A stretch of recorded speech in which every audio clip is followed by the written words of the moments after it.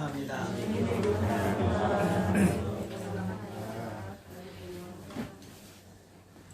오늘 우리가 기독교 절기로 오늘은 종려주일입니다. 종려주일이라는 것은 예수님께서 예루살렘에 입성하실 때 종려나무 가지를 흔들면서 예수님을 환영했다라는 것을 기념하면서 종려주일이라고 이렇게 부릅니다. 그리고 내일부터는 한 주 동안 우리가 고난주간으로 드려야죠. 예수님의 순환당하시고 고난당하시는 한 주간입니다. 그리고 예수님은 이번 주 금요일에 십자가에 못 박혀 돌아가시죠. 이렇게 돌아가신 지 사흘 만에 부활하십니다. 그것이 바로 다음 주 주일 예배에 우리가 부활절 감사 예배로 드리는 것입니다. 그래서 오늘부터 해서 예수님께서 십자가에 못 박히셔서 무덤에 들어가시는 이 한 주간은 우리가 과거 우리 믿음의 선배들로부터 시작해서 굉장히 약간 슬픔 가운데 때로는 금식도 하고 이런 기간으로 보냈습니다. 그렇지만 또 이 기간은 우리에게 있어서 꼭 필요한, 정말 없어서는 안 되는 가장 중요한 기간이기도 합니다. 가장 성도들에게 있어서 최고의 날을 말하라고 하면 바로 이 기간, 또 성금요일입니다. 예수님이 우리를 위해서 십자가에 죽으신 이 날이야말로 우리 기독교에 있어서 없어서는 안 되고 가장 중요한 날인 것이죠. 이 중요한 역사를 이루시기 위해서 예수님께서 예루살렘으로 들어가십니다. 오늘 우리가 읽은 말씀 28절에 보게 되면 예수께서 이 말씀을 하시고 예루살렘을 향하여 앞서서 가시더라.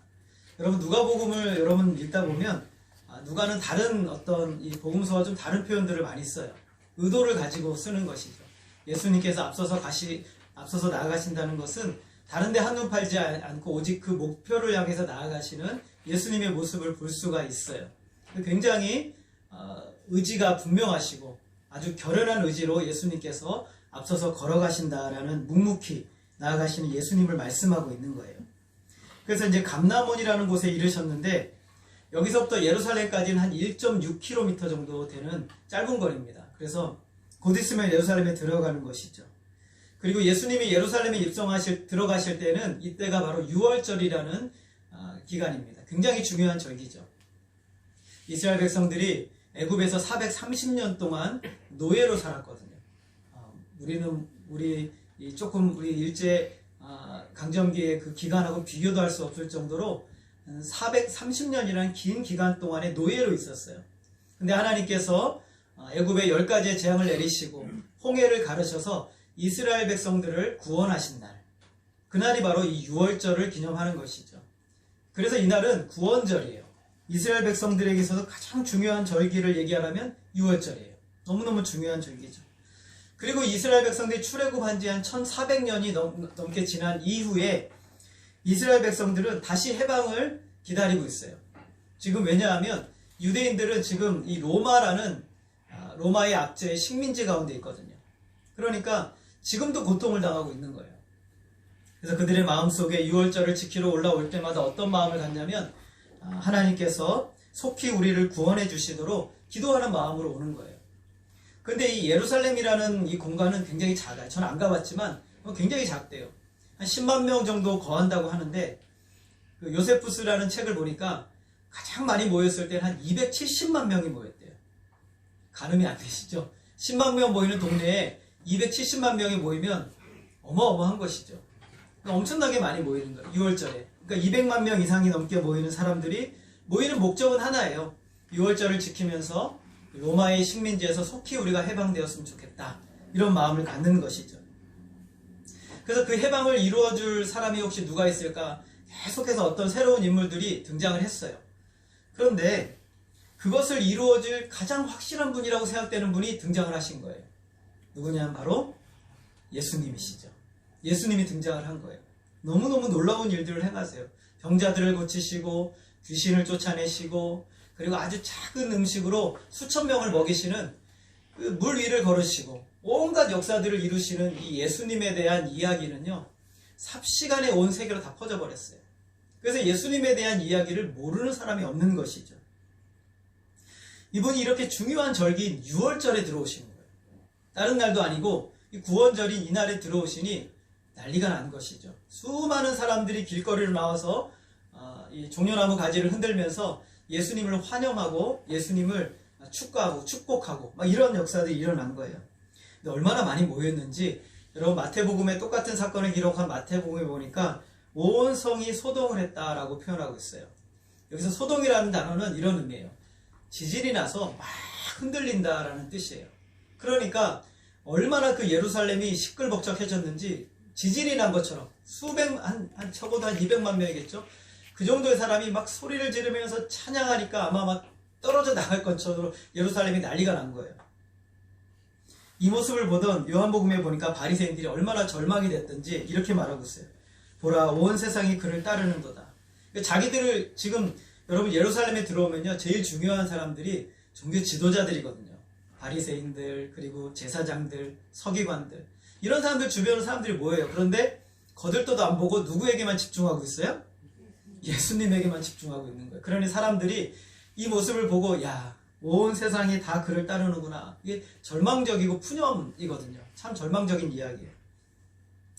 그래서 예루살렘의 모든 사람이 예수님을 위해 모인 것처럼 그런 분위기가 돼버린 거예요. 수많은 무리들이 기뻐하며 이제 하나님을 찬양합니다. 38절 말씀 우리 같이 한번 읽어보겠습니다. 시작. 이르되 찬송하리로다 주의 이름으로 오시는 왕이여 하늘에는 평화여 가장 높은 곳에서는 영광이로다 하니. 이 찬송은요, 유대인들이 구약 성경이 약속하신 그 메시아 구원자가 오실 것을 소망하며 불렀던 찬양이에요. 그런데 이 찬양을 지금 누구를 바라보면서 부르냐면 예수님을 바라보면서 부르는 거예요. 아, 구약에 예언했던 그 메시아이신 그분이 오셨구나 라고 이제 찬양하는 것이죠. 예수님은 하나님도 기뻐하시고 이 세상에 참된 평화가 임하게 하는 왕이신 것이죠. 여기서 특별히 이 평화라는 단어는 히브리어로 샬롬이라는 단어. 여러분 샬롬 들어보셨죠? 예, 진짜 그런지 아닌지 모르겠는데 이스라엘 백성들이 샬롬 할 때 인사할 때 이렇게 한 손가락으로 샬롬이라고 인사를 한대요. 맞는지 아닌지는 모르겠는데 샬롬은 전쟁이 없는 상태, 그리고 완전히 아무 문제가 없이 완전히 모든 것이 해결된 상태를 의미하는 것이죠. 그래서 예루살렘이라는 이름 안에도 샬롬이 들어가 있어요. 예루살렘. 그래서 이 땅 자체가 하나님이 원하시는 평화의 땅이죠. 하나님이 통치하시고 임재하시는 영광과 평화의 땅이 바로 예루살렘이에요. 이 찬양이 예수님이 탄생했을 때도 울려 퍼졌어요. 천사가 나타나 목자들에게 예수님의 탄생을 전합니다. 갑자기 수많은 천군과 천사가 나타나서 주님을 찬양하죠. 누가복음 2장 14절에 보게 되면 지극히 높은 곳에서는 하나님께 영광이요 땅에서는 하나님이 기뻐하신 사람들 중에 평화로다. 예수님이 태어나신 때도 이 찬양이 불러졌고 예수님이 예루살렘에 입성하시는 순간에도 사람들의 입을 통해서 이 찬양이 울려 퍼졌어요. 예수님이 탄생하신 목적도 예수님이 지금 예루살렘으로 들어가시는 목적도 똑같은 목적이다라는 것을 분명하게 보여주고 있는 것이죠. 그런데 이 놀라운 찬양을 막아서는 사람들이 있었어요. 우리 39절 한번 같이 보겠습니다. 39절 같이 읽겠습니다. 시작. 무리 중 어떤 바리새인들이 말하되 선생이여 당신의 제자들을 책망하소서. 예, 무리 중에 사람들, 특별히 바리새인들이 너무 마음이 불편했어요. 그래서 예수님을 향해서 제발 저 사람들 좀 책망해서 저런 노래 좀 부르지 못하게 해달라고 이렇게 요청을 하죠. 이것은 신성모독이거든요. 하나님께만 불려져야 될 찬양이 지금 자기들이 바라보는 한 인간을 향해서 불려지고 있는 거예요. 이 바리새인들, 종교 지도자들은 언제나 예수님을 막았어요. 예수님을 비난하고 거짓된 소문을 퍼뜨리고 예수님을 함정에 빠뜨리고 예수님을 죽이려고 모의했던 사람들, 그런 사람들. 더 이상 예수님을 향한 높임과 찬양이 울려 퍼지지 않기를 가장 원했던 사람들이 바로 이 사람들이에요. 겉으로는 하나님의 영광을 위한다고 했지만 실상은 무엇이냐면 마음속에 있는 강력한 시기심이 예수님이 자기가 얻어야 될 영광을 예수님이 빼앗는다고 생각하는 그 강한 시기심이 예수님을 죽이려고 했던 것이죠. 예수님을 찬양하는 백성들과 종교 지도자들 얼마나 다릅니까? 예수님을 찬양하는 무리들은 참 하나님을 아름답게 찬양하고 있어요. 그러나 누가복음은요, 이 찬양의 의도를 분명하게 밝히고 있는 거예요. 예수님께서 탄생하셨을 때 천군 천사가 불렀던 찬송과 그리고 예수님께서 예루살렘에 입성하실 때 사람들이 불렀던 찬양은 내용은 똑같을지라도 다 의미가 다른 찬양을 부르고 있었던 거예요. 사람들은 다윗 때와 같은 가장 강력한 나라, 아주 위대한 나라, 지금으로 말한다면 어떤 나라가 가장 강력할까요? 미국, 중국, 어떤 나라인지 모르겠어요.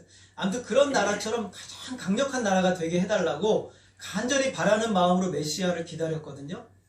그래서 예수님을 향하여 부른 찬양은 지금 그 나라를 빨리 실현해 주십시오라는 거예요. 로마를 이기고 전 세계 가장 강력한 나라로 이스라엘이 서게 해 주세요라고 하나님을 찬양한 것이죠. 그들 자신들만의 유토피아, 그들 자신들만의 낙원, 자기들이 모든 나라를 다스리는 가장 강력한 나라를 이루고 싶은 마음, 그 마음이 바로 사람들의 찬양이었어요. 물로 포도주를 만드시고 병자들을 고치시고 귀신을 쫓아내시고 죽은 자를 살려내시고 무리를 걸으시고 바람과 바다를 잔잔하게 하시며 떡 5조각과 물고기 2마리로 5,000명을 먹이신 예수님을 보면서 바로 이제 됐구나, 이제 이 강력한 나라를 이룰 수 있겠구나 라고 사람들은 생각하고 예수님을 향하여 찬양을 부른 거예요. 능력자, 진짜 능력자가 오신 거죠. 그런데 여러분, 성경을 보게 되면 이들의 찬양이 바뀌는 데는 5일도 걸리지 않아요. 5일도 안 걸리죠. 며칠만 지나면 이들의 찬양이 저주로 바뀌어요. 이들은 예수님을 향하여 십자가를 지라고, 십자가에 못 박으라고 외칩니다. 예수님을 막았던 종교 지도자들과 예수님을 찬양했던 사람이 이제 하나가 돼요. 하나가 되어서 한 목소리로 예수님을 십자가에 못 박으라고 외칩니다. 우리가 지난주에 살펴본 말씀 중에 예수님은 의미심장한 말씀을 하시죠. 9장 44절 우리 같이 한번 읽어보겠습니다. 시작. 이 말을 너희 귀에 담아두라. 인자가 장차 사람들의 손에 넘겨지리라. 예수님께서 제자들에게 말씀하셨어요. 예수님이 귀신 들린 아이를 고쳐주시자 사람들이 열광을 했죠. 놀라고 감동을 했단 말이죠. 그때 예수님께서 조용히 제자들을 부르시고 너희들 저 사람들의 말을 귀에 담아둬라. 곧 있으면 저 사람들이 나를 향해 열광했던 바로 저 사람들이 나를 십자가에 못 박게 넘겨줄 것이다 라고 말씀을 하셨어요. 지금 사람들은 찬양을 합니다. 곧 있으면 예수님이 십자가에 못 박으라고 외칩니다. 자신들의 뜻이 관철되지 않을 것 같으니까 총독 빌라도를 협박하면서 예수님을 십자가에 못 박으라고 해요. 그리고 결국 예수님을 십자가로 나아가게 합니다. 여러분, 이 세상 사람들은요, 자기에게 도움이 되면 뭐든지 얻습니다. 뭐든지 좋아요. 예수님도 좋고 부처도 좋고 알라도 좋고 미신도 좋아요. 얼마 전에 대선이 끝났습니다. 그런데 정치인들의 특징은 자기가 정권을 얻기 위해서는 교회도 가고 또 불교도 가고 미신도 찾아요. 전혀 예외가 없어요. 그들은 자기가 정권을 표만 얻을 수 있다면 무엇이라든지 하는 거예요. 유일하다는 것, 절대적이라는 말은 사람들에게 별로 의미가 없는 거예요. 그러나 우리 하나님은 유일하시고 절대적이시고 우리가 믿어야 할 유일한 분이심을 여러분 믿으시기를 바랍니다. 사람들은 지금 예수님께서 자기가 원하는 것을 줄 수 있다라고 생각하며 예수님을 찬양하는 것이죠. 그러나 예수님은 그 사람들이 원하는 걸 주기 위해서 이 땅에 오신 게 아니에요. 예수님은 자기를 내어주고자 하신 것이죠. 예수님이 이 땅에 우리가 부자 되게 해주시기 위해 온 것도 아니고, 예수님 우리에게 명예를 주시기 위해 온 것도 아니고, 예수님이 이 땅에서 우리가 하는 일마다 잘 되게 해주시기 위해서 이 땅에 오신 것도 아니에요. 순환을 당하시고 십자가에 비참한 죽음을 죽으시고 우리를 구원하여 영생을 주시기 위해서 예수님이 이 땅에 오셨어요. 물질과 명예와 권세로도 얻을 수 없는 하나님 나라의 영원한 생명, 영생을 주시기 위해서 그 험한 십자가를 예수님이 지셨어요. 이것이 가장 중요해요. 이것이 가장 중요해요. 육체의 죽음 앞에서 여러분 무엇을 붙들 수 있겠습니까? 우리의 육체의 죽음 앞에서 돈을 붙들 수 있을까요? 여러분의 영원한 삶을 살 수 있을까요? 못 사요. 명예도 안 돼요. 여러분의 인맥도 그렇게 할 수가 없어요. 아무것도 우리의 죽음 앞에서 그것을 영원한 삶으로 인도해 줄 수 있는 것은 아무것도 없어요. 아무것도 없어요. 이 세상에 여러분이 눈으로 보는 좋고 아름답고 훌륭한 그 모든 것들은 죽음 앞에서 무용지물이 돼버려요. 죽음 앞에서. 죽음이라는 단어 앞에서 무용지물이 되죠. 예수 그리스도께서 날 위해 십자가에 죽으셨다는 그 믿음 외에는 아무것도 없는 거예요. 예수님이 나를 위해 십자가에 죽으셨구나. 여기서 제일 중요한 게 나를 위해서 십자가에 죽으셨구나라는 이 분명한 믿음이 바로 우리로 하여금 육체의 죽음을 영원으로 인도하는 유일한 능력이에요. 그것밖에 없는 것이죠. 예수님이 이 땅에 오신 것은 사람들의 찬양처럼 그들의 나라를 세우고 권력을 만들고 부자가 되고 놀라운 능력을 주시기 위한 것이 아니라 자신을 십자가에 내어주심으로 영생을 주시기 위해서 예수님이 이 땅에 오신 거예요. 41절에 보게 되면 가까이 오사 성을 보시고 우시며, 예수님이 갑자기 성 앞에 오시면서 그 많은 인파에 둘러싸여 오시다가 성 앞에서 예수님이 눈물을 흘리세요. 42절 우리 같이 읽겠습니다. 시작. 너 평화에 관한 일을 알았더라면 좋을 뻔하였거니와 내 눈에 숨겨졌도다. 예수님께서 눈물을 흘리신 이유는 뭐냐면, 네가 지금 평화를 향해서 노래하고 있고 평화를 노래하고 있지만 실제로는 평화가 네 눈에 숨겨졌구나. 평화를 모르는구나. 이 세상이 주는 것으로 평화를 누리려고 했는데 그 진짜 평화가 아니라 가짜 평화였던 거예요. 진짜 평화, 예수님으로 말미암아 십자가에서 주어지는 영생의 평화는 그들이 몰랐던 거죠. 원하지도 않았던 거예요. 예루살렘은 AD 70년에 로마의 디도 장군이 쳐들어오게 됩니다. 그리고 끔찍한 심판을 받게 되죠. 수많은 사람들이 죽게 돼요. 얼마나 많은 사람들이 죽었는지 몰라요. 그리고 그들이 가장 중요하게 여겼던 성전이 돌 위에 돌 하나도 남지 않고 다 예수님의 말씀대로 완전히 무너져 버려요. 이것은 그림자입니다. 이 디도 장군을 통해서 예루살렘이 70년에, AD 70년에 완전히 끔찍한 일을 당했던 것은 장차 있을 완전한 심판을 보여주는 그림자예요. 그들이 받게 될 더 무서운 심판이 기다리고 있습니다. 아무도 피할 수 없어요. 영원한 고통과 영원한 저주의 때가 그들을 향해 달려오고 있어요. 이 세상을 향해 계속 오고 있는 거예요. 그것을 보지 못하고 있는 군중들을 보시며 예수님께서 눈물을 흘리셨어요. 여기서 우셨다는 것은 통곡하셨다는 거예요. 예수님이 이렇게 우셨다는 표현을 성경에서 잘 쓰지 않거든요. 근데 예수님이 그 수많은 관중들의 환호를 받으면서 오시다가 갑자기 멈추어 서셔가지고 그 예루살렘을 바라보시며 통곡을 하세요. 사람들은 자신들의 왕국을 위하여 찬양을 불렀지만 예수님은 그들을 보시고 우셨어요. 여러분, 이 시대도 마찬가지예요. 수많은 사람들이 자신들의 왕국을 원해요. 나만의 능력, 나만의 권력, 나만의 힘과 나만의 물질을 원해요. 그러나 주님은 지금도 그들을 보시며 우시는 거예요. 평화가 가려져 있기 때문에. 진짜 평화가 눈에 가려져서 볼 수 없기 때문에 돈의 평화가 가려지고 권력의 평화가 가려지고 인맥의 평화가 가려지고 자신이 추구하는 소망과 미래의 이 평화가 가려져 있어서 우리 주님은 지금도 울고 계시는 거예요. 사람들의 모습이 이러했던 것이죠. 그런데 예수님께서 제자들에게는 특별한 사명들을 계속 맡기세요.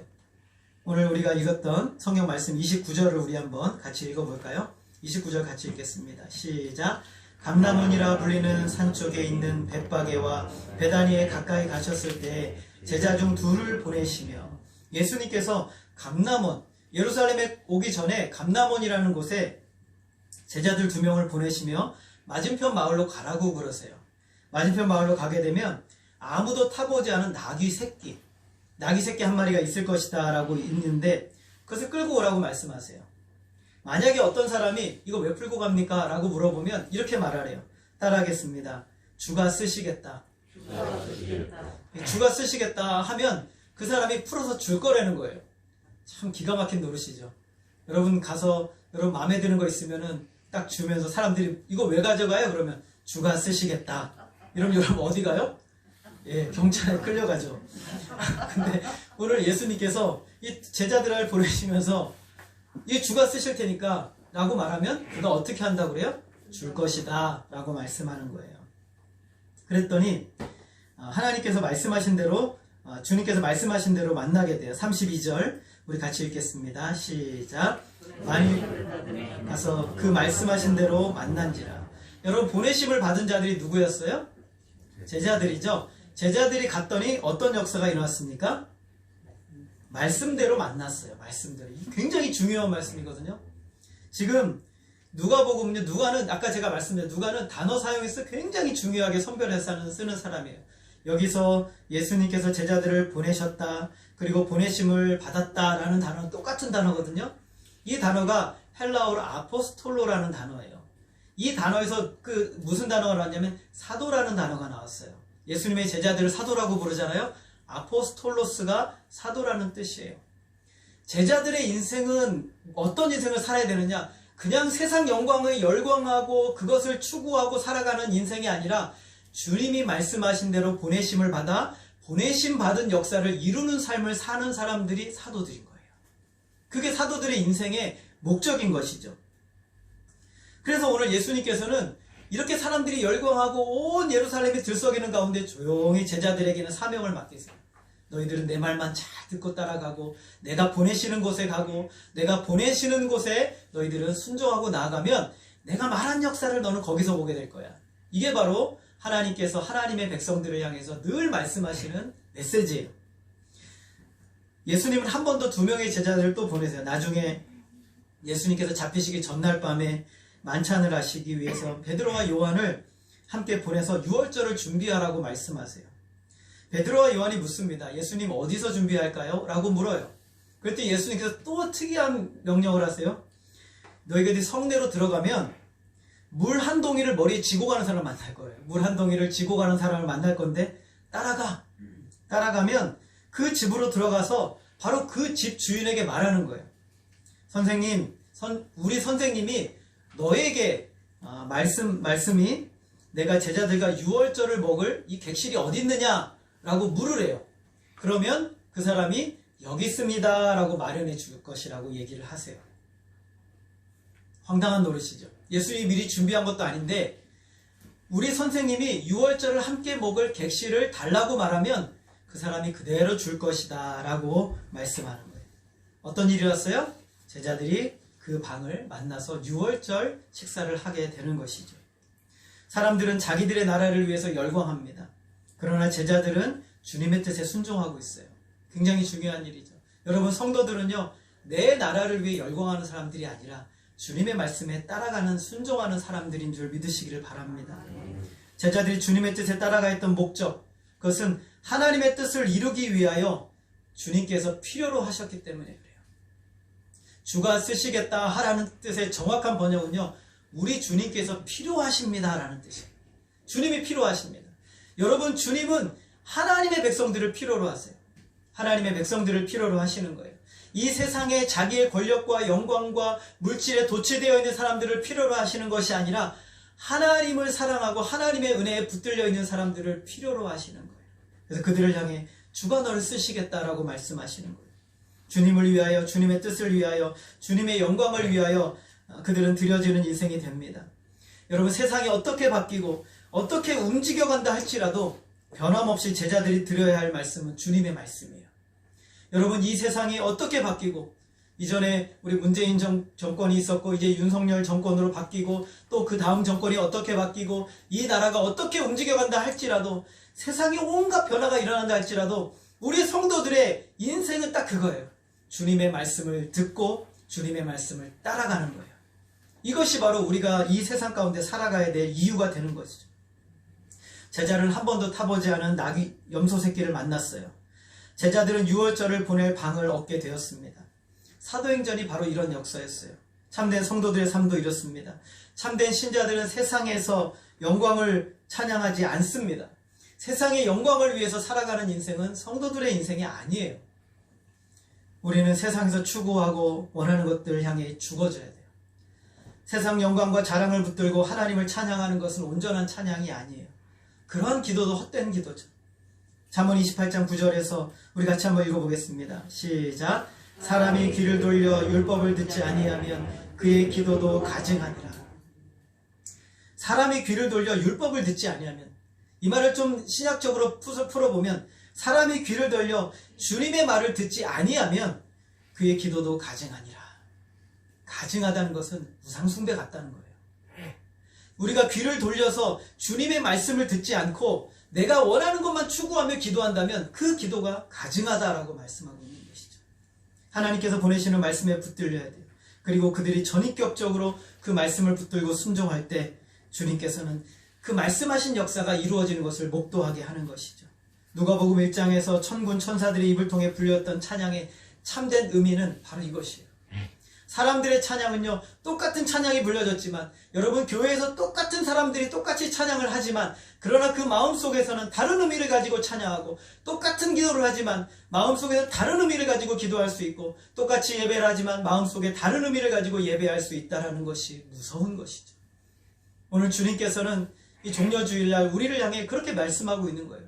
주님께서 너를 필요로 하신다. 우리는 물질을 필요로 하고 우리는 세상 영광을 필요로 하는데 아니 주님은 너를 필요로 하신다. 나머지는 주님이 책임지신다는 거예요. 우리들이 이러한 삶을 살아야 된 이유가 무엇일까? 우리를 부르신 주님께서 그런 삶을 사셨기 때문에 그래요. 예수님은 보냄을 받은 후로 오직 하나님의 뜻만을 위해서 사셨어요. 예루살렘에 입성하실 때 스가랴 선지자의 말씀을 성취하시기 위해서 백마가 아니라 그 초라한 나귀 새끼를 타시고 겸손히 예수님은 예루살렘에 입성하셨어요. 십자가에 죽으시는 순간순간 아주 세밀하게 하나님께서 선지자들을 통해서 말씀하신 말씀들을 완벽하게 성취해 나가셨어요. 이사야의 말씀처럼 도살장으로 끌려가는 양처럼 예수님께서 입을 열지 않았어요. 얼마나 하고 싶은 말씀이 많으셨겠어요. 그런데 그 말씀을 성취하기 위해서 입을 열지 않으셨어요. 성경의 말씀대로 채찍에 맞으시고 멸시를 당하시고 죄인의 모습으로 신문을 당하셨어요. 한마디 말씀하시는 것조차 하나님의 말씀에 제한시켰어요. 그 말씀 안에 온전히 자신을 복종시키셨어요. 그리고 결국에는 모든 것을 하나님의 뜻대로 다 이루셨어요. 예수님이 죽으실 때 마지막 말씀 다 이루었다 라는 말의 참된 의미는 다 수행했다, 다 완수했다, 다 성취했다는 뜻이에요. 하나님께서 예수님을 통해 의도하신 모든 일들을 예수님이 십자가에 운명하시는 순간까지 다 이루셨어요. 빌립보서 2장 8절 말씀 우리 같이 한번 읽겠습니다. 시작. 사람의 모양으로 나타나사 자기를 낮추시고 죽기까지 복종하셨으니 그 십자가에 죽으심이라.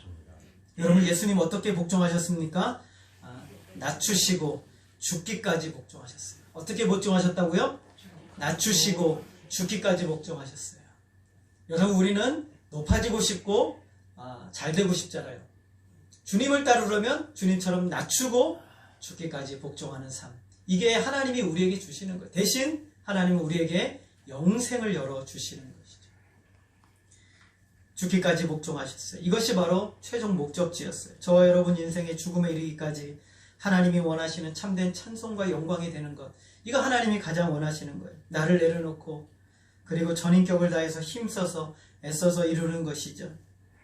이 일이 이루어지면 하나님의 백성들을 구원하실 것이라는 선지자의 말씀대로 예수님의 십자가의 모든 복종은 결국 저와 여러분을 위한 구원을 이루시는 거예요.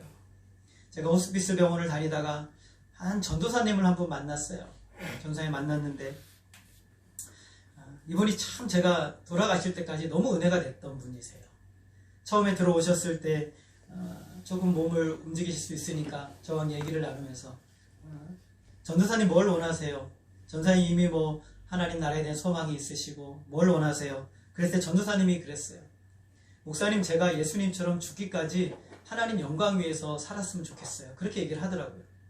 얼마나 여러분 힘든지 아세요? 여러분 암으로 말기암으로 고통하면요 정말 어떤 사람도 원치 않는 막 욕이 막 입에서 터져나오고 온갖 일들이 일어나거든요. 근데 이 전도사님이 입을 꾹 닫고 최선을 다해서 정말 이 하나님의 영광을 위해서 말씀 한마디 한마디 하기 힘든데 그 순간에 하나님의 영광을 위해서 하나님을 위해서 절제되고 정제된 말씀을 끝까지 이야기하려고 얼마나 노력했는지 몰라요. 믿지 않는 2명의 자녀들이 있었는데 그 아이를 놓고 계속 기도하고 끝까지 품고 마지막에는 이 아들들이 예수님을 믿게 하고 했는데 나중에 정말 교회를 나갔는지 안 나갔는지 모르겠어요. 마지막 돌아가실 때 눈만 꼼뻑꼼뻑 하시더라고요. 말할 수 없는 그런 상황까지 됐죠. 마지막에 제가 전사님한테 그랬어요. 전도사님 하나님의 영광을 위해서 하나님을 위해서 잘 사셨습니까? 노력했습니까? 그랬더니 손으로 X표를 딱 그어요. 자기가 너무 못했다는 거예요. 그래서 제가 전사님 승리하셨다고 잘하셨다고 그렇게 돌아가셨어요. 여러분 우리의 인생에 있어서 죽음의 순간까지도 주님의 영광을 위해서 살 수 있도록 하나님이 우리에게 모든 것을 다 마련해 두셨어요. 우리는 선택해야 되는 것이죠. 이 세상 영광을 위해 살 것인가? 아니면 이 세상 영광을 위해서 하나님을 찬양하고 기도하고 그것을 위해 살아가는 인생이 될 것인가? 아니면 주님처럼 나도 그 길을 믿음으로 걸어가기 위해서 애쓰고 수고하고 노력하는가? 말 한마디, 행동 하나, 여러분의 삶의 모든 것조차도 하나님이 기뻐하시는 삶으로 드리고자 하는 열정과 열심이 오늘 우리 속에서 불릴 듯 일어나기를 소원합니다. 예수님께서 부름받은 이들을 향하여 이렇게 말씀하세요.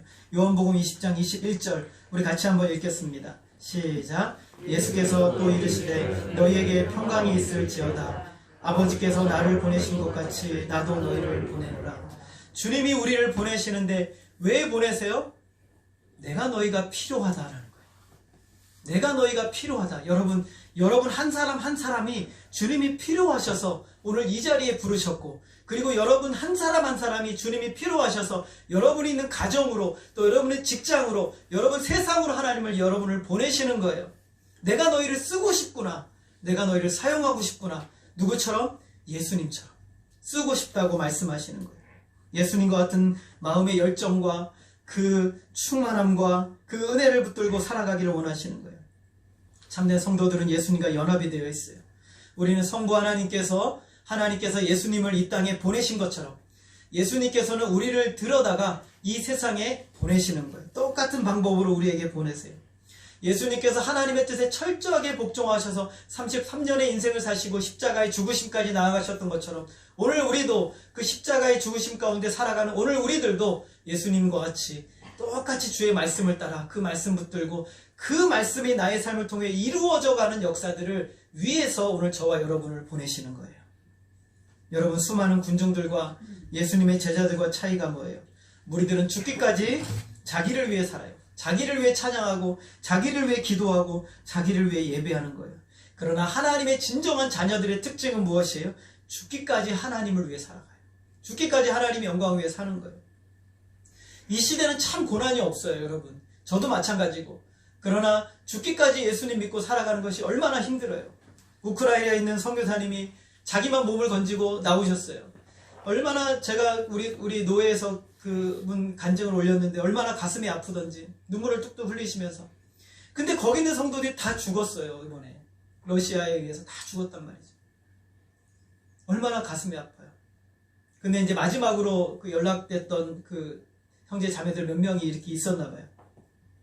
지금 우리는 언제 죽을지 모르는 상황 가운데 있지만 선교사님이 우리에게 말씀하신 이 복음을 따라 절대 부인하지 않고 믿음으로 살겠다라고 하고 끝난 거예요.